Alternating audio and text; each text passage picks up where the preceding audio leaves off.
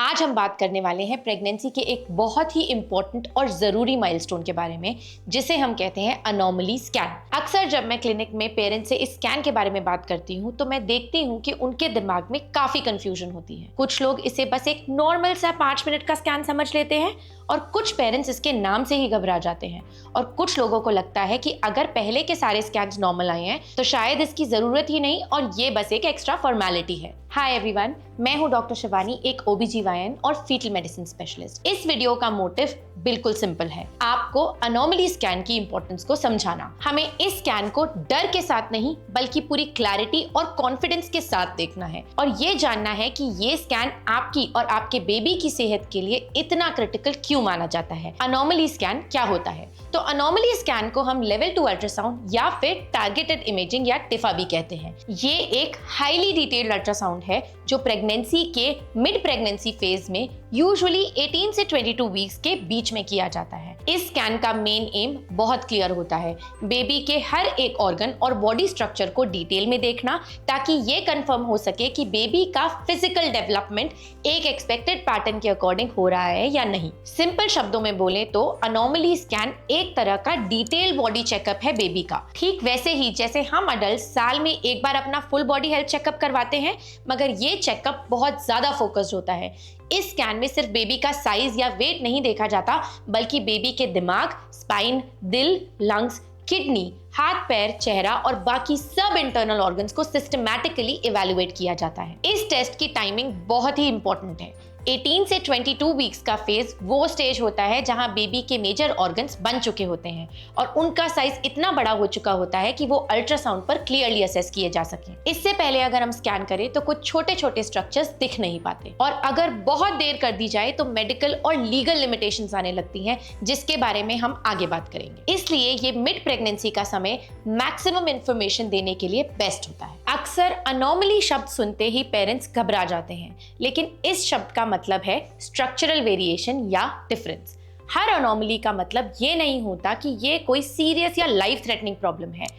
कुछ अनोमलीज बहुत माइनर होती हैं जिन्हें आसानी से मैनेज किया जा सकता है। इस स्कैन का मोटिव आपको डराना नहीं बल्कि बेबी के स्ट्रक्चर को ऑब्जेक्टिवली देखना है, यानी जैसा वो है वैसा ही रिकॉर्ड करना है। अगर सब कुछ नॉर्मल होता है, जो कि मेजॉरिटी केसेस में होता है, तो ये स्कैन पेरेंट्स के लिए एक बहुत बड़ी रीअश्योरेंस बन जाता है। और अगर कोई स्ट्रक्चरल इशू डिटेक्ट हो जाता है तो इसका फायदा ये है कि हम उसे अर्ली स्टेज पर पहचान लेते हैं, जिससे हमें आगे की प्लानिंग, डिलीवरी और पोस्ट नेटल केयर के लिए बहुत ज्यादा हेल्प मिल जाती है। अब ये समझते हैं कि अनोमली स्कैन और इससे पहले वाले स्कैन्स में क्या अंतर है। प्रेगनेंसी की शुरुआत में जो स्कैन्स होते हैं जैसे कि डेटिंग स्कैन या एंटी स्कैन, इनका फोकस और स्कोप डिफरेंट होता है। अनोमली स्कैन इन सब से बिल्कुल डिफरेंट लेवल पर होता है। ये स्कैन ज्यादा टाइम लेता है, यूजुअली हाफ एन आवर से लेके 1 घंटा तक भी लग सकता है, क्योंकि इसमें एक एक ऑर्गन को देखा जाता है। इसका पूरा फोकस बेबी की एनाटॉमी पर होता है। ये स्कैन आमतौर पर एक फीटल मेडिसिन स्पेशलिस्ट या एक बहुत एक्सपीरियंस रेडियोलॉजिस्ट ही करते हैं, जो बेबी के छोटे छोटे स्ट्रक्चर्स को पहचानने और असेस करने में ट्रेंड होते हैं। ये स्कैन सिर्फ रूटीन नहीं बल्कि प्रेगनेंसी का एक क्रिटिकल माइलस्टोन स्कैन माना जाता है, जिससे कभी भी स्किप नहीं करना चाहिए, भले ही आपके पहले के स्कैन्स कितने भी अच्छे क्यों ना हो। अब ये बात करते हैं कि अनोमली स्कैन्स में एग्जैक्टली क्या क्या देखा जाता है।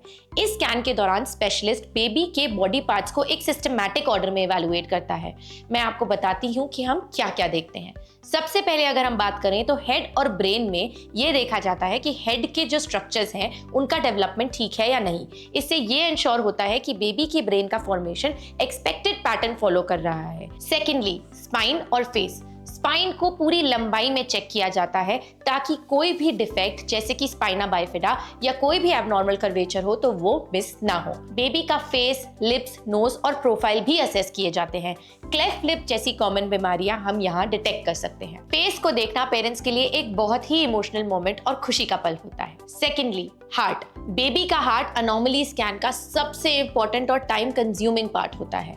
हार्ट के चारों चेम्बर्स, वॉल्व्स और मेजर ब्लड वेसल्स जैसे कि अयोटा या पल्मोनरी आर्टरी को इवैल्यूएट किया जाता है। हार्ट डिफेक्ट सबसे कॉमन बर्थ इश्यूज में से एक होते हैं उनका अर्ली डिटेक्शन बहुत वैल्यूएबल होता है ताकि डिलीवरी के तुरंत बाद ही ट्रीटमेंट शुरू हो सके। फोर्थ, इंटरनल ऑर्गन्स जैसे कि एब्डोमेन। हम पेट यानी कि स्टमक को देखते हैं जिससे पता चलता है कि बेबी ठीक से स्वॉलो कर रहा है या नहीं। किडनीज और ब्लैडर को भी देखा जाता है ताकि ये इंश्योर हो सके कि यूरिन फॉर्मेशन और वेस्ट सिस्टम सही से काम कर रहा है। Fifth, limbs and other structures. Baby के हाथ, पैर और उनके नॉर्मल ग्रोथ पैटर्न को देखा जाता है। इसके अलावा प्लेसेंटा की पोजीशन यानी कि प्लेसेंटा ऊपर है या नीचे, पानी की मात्रा और अम्बिलिकल कॉर्ड के अटैचमेंट को भी असेस किया जाता है, क्योंकि ये सारे फैक्टर्स बेबी की स्मूथ ग्रोथ के लिए बहुत इंपॉर्टेंट होते हैं। तो अब सवाल आता है, क्या अनोमली स्कैन से हर प्रॉब्लम डिटेक्ट हो जाती है? ये एक बहुत ही ऑनेस्ट और इंपॉर्टेंट सवाल है और इसका जवाब है नहीं। अनोमली स्कैन एक बहुत ही पावरफुल टूल है, लेकिन ये 100% गारंटी नहीं देता।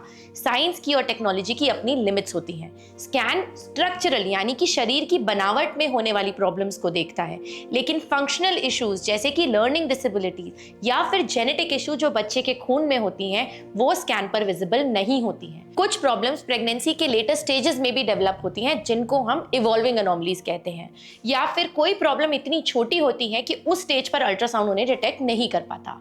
बेबी की पोजीशन, माँ का बॉडी का स्ट्रक्चर और अल्ट्रासाउंड की क्वालिटी भी डिटेक्शन रेट को अफेक्ट करता है। इसका मतलब ये नहीं कि स्कैन बेकार है, इसका मतलब ये है कि स्कैन जो चीज दिखा सकता है उसे वो क्लियरली और एक्यूरेटली बताता है, और जो चीजें अल्ट्रासाउंड के स्कोप में नहीं आती उनके लिए बाद में फॉलो अप, ग्रोथ स्कैन्स और पैदा होने के बाद इवैल्यूएशन कराना इंपॉर्टेंट है। इस स्कैन का सबसे बड़ा और सबसे वैल्यूएबल फायदा है क्लैरिटी और प्रिपेयर्डनेस। फर्स्टली, जब पेरेंट्स को इस स्टेज पर पता चलता है कि बेबी का स्ट्रक्चर सही से डेवलप हो रहा है, तो उनकी अननेसेसरी एंजाइटी बहुत कम हो जाती है। जो पेरेंट्स डर के साथ आते हैं, मेजॉरिटी केसेस में स्कैन के बाद उनका स्ट्रेस लेवल काफी कम हो जाता है। नॉर्मल स्कैन आने पर पीस ऑफ माइंड मिलता है, जो कि प्रेगनेंसी के लिए बहुत जरूरी है। सेकेंडली, अगर कोई इश्यू डिटेक्ट होता है तो हमें प्रिपेयर होने का मौका मिलता है। अर्ली डिटेक्शन का मतलब होता है कि हम प्रेगनेंसी के दौरान ही प्लानिंग शुरू कर देते हैं। कुछ कंडीशन जैसे कि दिल की कुछ बीमारियों के लिए डिलीवरी एक स्पेशलाइज्ड सेंटर में प्लान की जाती है,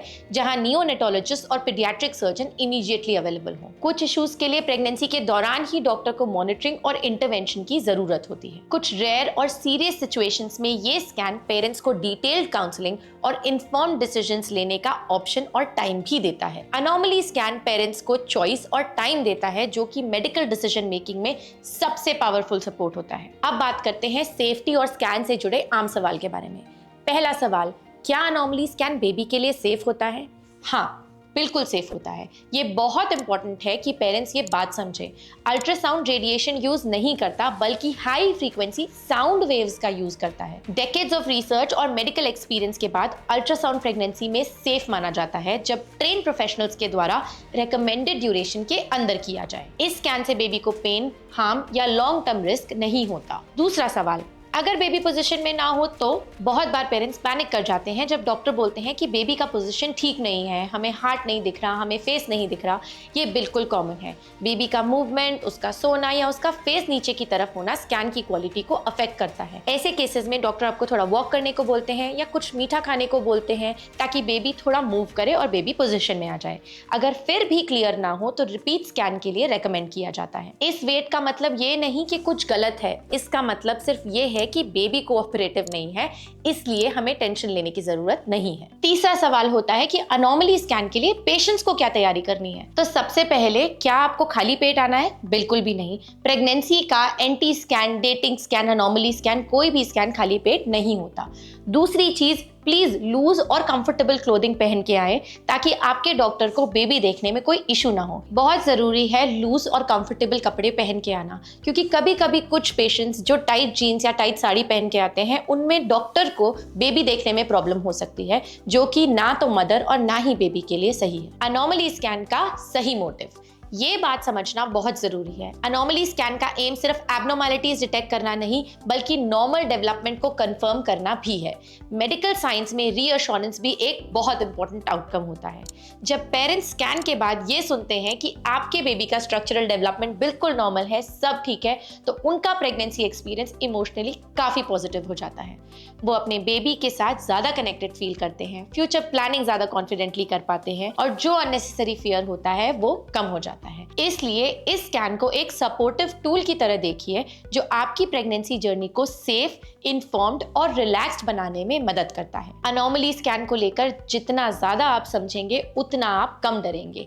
ये स्कैन आपको और आपके डॉक्टर को एक टीम बना देता है जिसका गोल एक ही होता है, हेल्दी मदर और हेल्दी बेबी। मैं हूं डॉक्टर शिवानी और मेरी कोशिश हमेशा यही रहती है कि पेरेंट्स को सिर्फ रिपोर्ट्स नहीं बल्कि क्लैरिटी और कॉन्फिडेंस भी मिले। अगर आपको ये वीडियो हेल्पफुल लगा तो आपको ये 2 वीडियो भी हेल्पफुल लग सकती हैं। प्लीज इस वीडियो को लाइक करें, शेयर करें और मेरे चैनल को सब्सक्राइब करना ना भूलें।